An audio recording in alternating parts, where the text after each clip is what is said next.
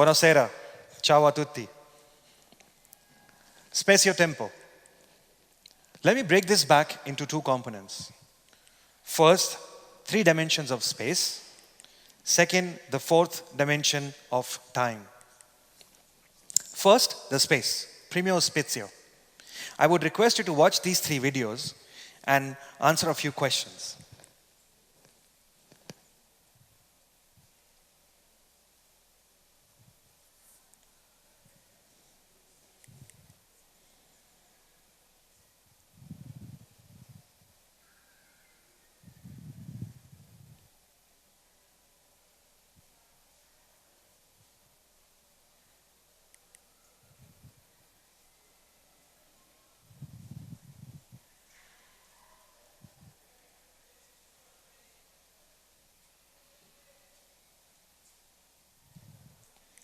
Now the question, in which videos am I facing the same space?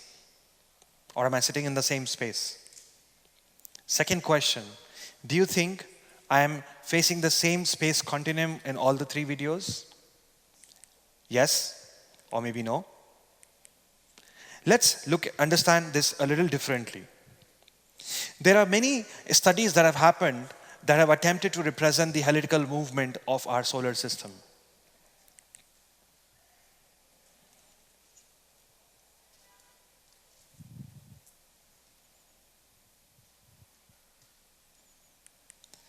There have also been studies by the NASA Goddard that have attempted to visualize the tail of the solar system through IBEX.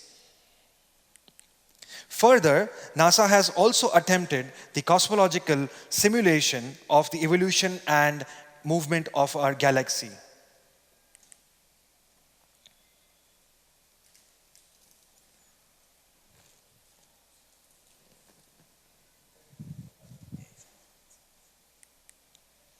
So what do you think? Do we have enough evidences to say that our space is ever changing and we are ever moving? We aren't in the same universal space ever. In fact, we will not be in the same universal space or the space continuum 24 hours later. Or we will never be in the same space continuum ever again. 24 hours. That brings me to the second component, which is the time, tempo. Let's look at time and its cycle in the context of us as humans. Making our lives easy, there was 24-hour clock that was introduced by ancient Greek and Egyptian astronomers like Hipparchus. 24, 60, 60. 24 hours, each hour has 60 minutes, and each minute has about 60 seconds. Let's take an experiment. We put you in an enclosure which is spread across squares of kilometers. It's a big enclosure. You have everything that you need except for you don't have access to the sunlight and the moon and the external parties. So you will never know if it's day or night, evening or morning, unless you're told or you ask about it.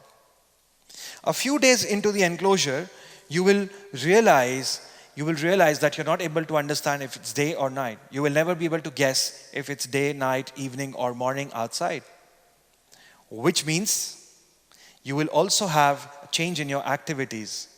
You might sleep during the day and you might stay up all night. You know why? Because when you're outside, you are following the circadian rhythm, which is based on the movement of Earth. And once, let's say, you are on a different planet. You are on Venus, which is a smaller planet. So of course, your day would be shorter. If you are on Mars, your day would be longer. So your body would adapt, mutate, and evolve likewise. Which means, if your body disconnects from the circadian rhythm, it stops following the Earth cycle.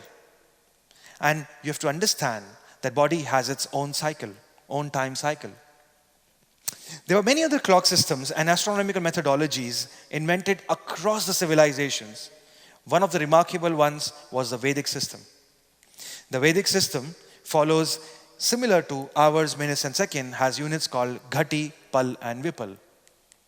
There are about 60 Ghati in a day, 60 Pal in one Ghati, and about 60 Vipal in one Pal. Let's look at how does this look like. On the left, if you see, I have put the numbers against the seconds. So about 0.4 seconds is 1 pul, 0.8 seconds is 2 pul, 4 seconds is 10 vipul, which is 1 prana, which is 1 life. 24 seconds makes 6 prana or 1 pul, 4 minutes is 10 pul, and 24 minutes is 1 ghati, 24 hours is 1 day. Now, why I'm showing you these numbers? Because I have a few questions. And if you have mobile phones with you, you can actually start answering these by using Google. First question, what is the average breathing rate for a human being? People say it's between 12 seconds to 18 seconds. So if you average it out to 15 seconds, it's basically 4 seconds for 1 breath. And 4 seconds is 1 prana, which means life. So if you look at another question, what is average time taken for 1 heartbeat of the humans? Any guesses? It's 0.8 seconds, which is 2 vipul. What is the average sleeping time for humans? Of course, most of us know it's 8 hours, 480 minutes, 20 ghati, and 1200 pul. What is the average crying time for humans? It's about 8 minutes, which is 20 pul. What is the average laughing time for humans? And you would be surprised, it's lesser than we cry. It's 6 minutes, which is 15 pul. What is the average attention span of human beings? Any guesses? 8 seconds. 2 pranas, 2 full breaths, and your attention span goes. What is the fastest 1 mile on foot? 3 minutes, 43 seconds, which is close to 10 pul. Then what is the fastest 1 mile on foot for a woman, which is little more than 4 minutes, 4 minutes, 7 seconds, which is also close to about 10 pul. What is the record to hold the longest breath by a human? The longest that a human has held their breath is 24 minutes, which is 1 ghati. Aren't these surprising? Because if you look at the numbers in minutes, hours, and seconds, they are in decimals, they are not round numbers. But if you look at it in pul, vipul, and ghati, they're round numbers. So, the ancient Vedic system clock was based on your body cycle and not the cycle of the planet. If you count 1 to 10 in your mother tongue, when you go home, you will be able to finish it in 4 seconds, which means 1 prana, and you will finish your counting from 1 to 10. The Vedic clock system, as I mentioned, follows the cycle of the body, which is based on our heartbeat, breathing, physiological conditions, which are drivers to define the units like ghati, pul, vipul, and prana. Further aligned with the earth system, forming a beautiful linkage between our body, the Vedic system, this planet, and the ultimate cosmos. 60 ghati forms 1 day from one sunrise to the next. We have evolved with this planet, based on the understanding or based on the position of this planet in the solar system, or our position on this planet, but we aren't aligned with the cosmos. We aren't really aligned with the cosmos. No 2 lives on this planet have same length. Do you think 2 people live the same length of a life? Do you think 2 people born on the same day will die on the same day? No, right? Because each body has its own cycle. Do we have specific timings for deaths and births in a day? Do you think everybody takes birth in the morning and everybody dies in the evening? Or most people die in the morning? No, it doesn't happen. Because each individual bodies have different cycles to follow. We discussed the time cycle of other planets, time cycle of this very planet, our respective bodies. Now let's look at the concept beyond, which is the time cycle. Are the 4 dimensions of space-time, as I said, there are 4 dimensions of the space-time, X, Y, Z on the space, and 4th dimension of time. Is the space-time and the theory of space-time applicable to human body? What do I mean by that? Let's take an example. Sometimes you come back from work and you realize, you want to take a short nap. You take a short nap, but then you wake up hours later, and then quickly you're afraid and you look at the watch and you realize, no, it's been just 10 minutes. So sometimes short naps feel like long hours. Sometimes you sleep for 3-4 hours and you wake up and it feels like you have only slept for 10 minutes. Hasn't it happened? Anyone? It happens, right? Let's say somebody went into coma and, woke up from the coma after a long time. The first question that they ask, or anybody who wakes up, the first questions they ask is, where am I and what time is it? The space and the time. They never ask, who are you? Like when you wake up from the sleep, you don't ask people around you, like, who are you? No, right? Because you have the memory of it. But the only thing, all the realizations that you don't have is about the space and time. Space and time cannot be realized in your deep sleeps. Let's say there were no calendars, no watches, and you went into deep sleep or unconscious state. What will happen? Let's say you slept on an afternoon or you went unconscious on an afternoon. When you woke up, it was still the afternoon. Would you be able to guess for how many afternoons have you been sleeping? It's one afternoon, 1 day maybe, 2 day, 5 day, 5 afternoons, 6 afternoons? No, right? Unless you look at the watch or the calendar or you ask someone, you wouldn't be able to guess. When you're asleep, the space and time realization is zero. First things you do after you wake up is pick up your watch or pick up your phone and just look at the time. Beyond this, you also travel in your dreams, right? All of us, sometimes you are attending weddings in your dreams. Sometimes you are on dates. Maybe sometimes you see yourself as a child with your parents from the past. Or in fact, you see yourself with someone you haven't met before, right? Happens. I know of people who have attended 3 weddings and a pool party in just 10 minutes of a nap or 10 minutes of a dream. So does your inner dimensions, does your inner space-time capability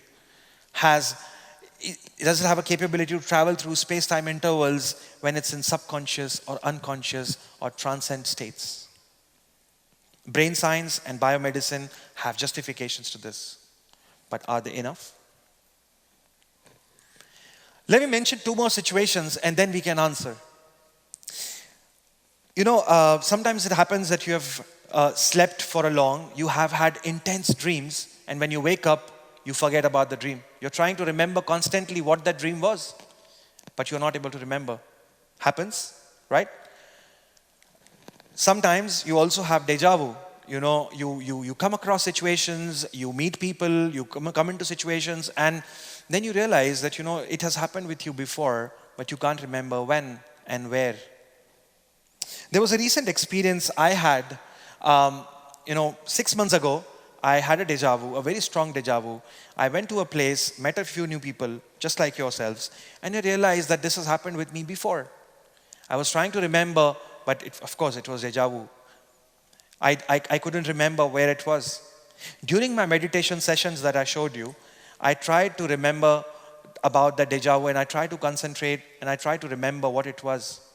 I realized that I had dreamt about it about 2 years ago. Imagine, 2 years ago I dreamt about something. It felt like deja vu 2 years later. So I met people, as I said, I hadn't seen before.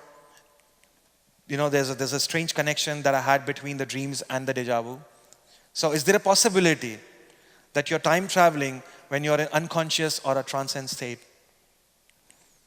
Does it feel like living in a metaverse or a multiverse?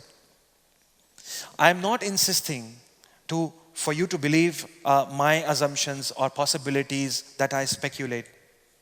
I'm just sharing my experience and the experience of a few others and asking you a few questions. Do you remember the meditation video I showed you earlier? Usually, they say when you meditate regularly, it reduces your sleeping requirement. I perform about 55 minutes of a meditation or 50 minutes of a meditation. Sometimes it feels longer, sometimes it feels shorter, but it is always 50 to 55 minutes. 50 minutes of meditation can get you a rest of about 3-4 hours. Brain science has justifications to this, but is it possible that body and mind travel through 3-4 hours of resting position in just 55 minutes? Well, there are enough possibilities. These are just a few questions that I'm asking. There are millions of possibilities and possible experiences that can happen with us if we take charge of our body space-time. Not everyone has explored or has the ability to explore the capabilities of the space-time, inner space-time. Two of the many tools are the yoga and the meditation that help you take charge of your body space-time cycle. It is very important for us and the coming generations to take charge of our own body space-time cycle and lead ourselves to a healthier living. It's very important for us to also align with everything around us, life on this earth and the cosmos beyond. We are worried about space-time travel all the time. We are talking about time traveling, which is tempo viaggio. We haven't thought what's around us while we have taken, let's say, tomorrow, we take the charge of our own body space-time cycle and we want to align with things around. But what would you align yourself with? Have you thought about it? Would you align yourself with pollution, traffic, infertile soil, deforested lands, dried rivers, a sad society, crying faces, starving human beings, or something else? Don't you think it's important that we align our body space-time with and well-being with healthy space-time around us? A better environment, rich soil, cleaner water bodies, fresh air, a smiling society, fulfilled people. Vedic system also reveres 5 elements as key to life. If you notice the video that was there from my meditation, I'm not just performing the physiological activities, but I'm also indicatively trying to thank essential elements of our living and trying to feel them. These essential elements in the Vedic system are named as Vayu, which is air, Agni, which is fire, Prithvi, which is earth, and by Prithvi I mean everything which is above the earth, everything which is under the earth, and then there is Akash, which is the sky, the atmosphere and the cosmos beyond, and the Jal, that is water. Important points to answer. Are we individually or collectively taking any measures to improve the environment and society around us? Well, are these, some of you might say, yes, we are doing, but are these enough? Are we taking enough measures to protect the environment and the society? From his sense of place of the space retired astronaut Joseph P. Allen in his TEDx talk, he shares the experience of viewing the Earth from the space and also emphasizes on the importance of protecting the fragility and beauty of this planet. Well, 10 years later, when the Earth has taken about 10 rotations, 3625 revolutions around its own axis, and in fact, the solar system would have traveled, the galaxy would have traveled certain spaces. Do you want to find yourself in a better environment, a healthy living, a better society, better governance and human-centric technologies? It's very important that we align our actions to the healthy living, better environment and better society. If we decide now and take charge of our bodies, we can travel to a healthier individual state. And if we also take charge of every life around us, from here on, no one can stop us from traveling through space-time to a brighter and better future. Grazie.